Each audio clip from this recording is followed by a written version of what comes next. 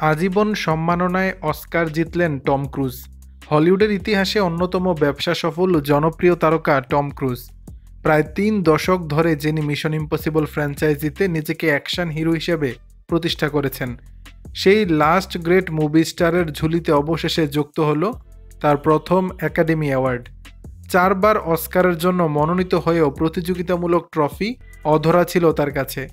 তবে এবার সেই আক্ষেপ ঘুচল। ৬৩ বছর বয়সী এই তারকা সম্প্রতি গভর্নর্স অ্যাওয়ার্ডসে আজীবন সম্মাননা ট্রফি গ্রহণ করেছেন।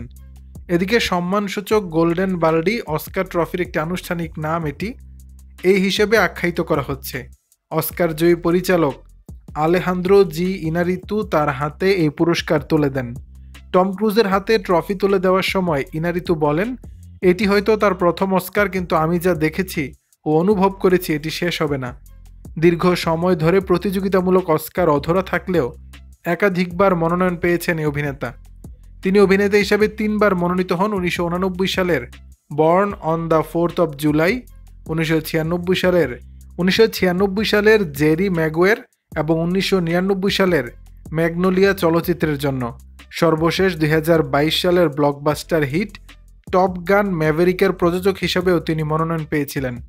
এবার সম্মানসূচক ট্রফি জয়ের মাধ্যমে তিনি হলিউডের সর্বোচ্চ মর্যাদার এই পুরস্কারে অধিকারী হলেন। দর্শক, বিষয়টি নিয়ে আপনাদের মতামত জানাবেন নিচের কমেন্ট বক্সে।